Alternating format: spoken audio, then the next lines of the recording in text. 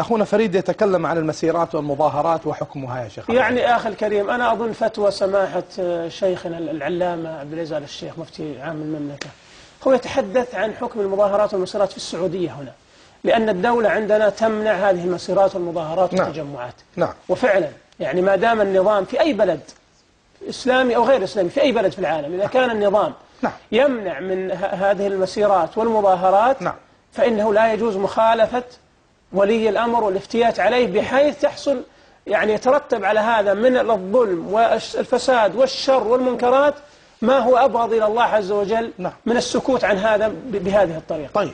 ولذلك أرى أن المظاهرات حقيقة من أفضل وسائل التعبير الآن والمطالبة بالحقوق على مستوى العالم، وهذا شيء تعرف عليه أكثر دول العالم.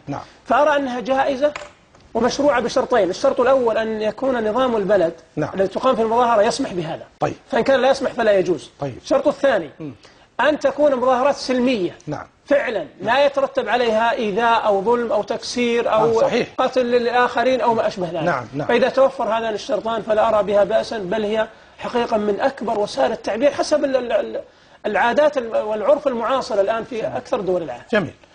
لكن أنا بسأل المسألة دي لأنها مهمة جدا. إذا وجد بلد ما يعني يمنع المظاهرات فإن واجب الناس الالتزام بهذا المنع. لا يجوز يا أخي، يفتح باب فتنة، لأن السلطة التي تمنع معناها ستقمع هؤلاء. ثم ما يعني سيترتب على هذا من الشر والرغبة في الانتقام ما لا يعلمه إلا الله. جميل. في الدقيقة الباقية الأخ عبد الله من بلجيكا أيضا هو كذلك يقول نريد أن يفتح باب الجهاد للمسلمين. عمره 70 سنة يقول أنا أريد أن أذهب لأجاهد. كثير من المسلمين الآن يقولون هذا وينادون به. وأعتقد أنه فعلا سيفتح، لأن هذا العدو فقد صوابه، وهو يدرك الآن أن العالم الإسلامي ولله الحمد التف على قادة المجاهدين وعلى قادته، وأن حتى كما تلاحظ في مؤتمرات القمة صار التلويح واضحا بأنكم إن أبيتم السلم فلا خيار إلا الحرب. بارك الله هذه الأفواه.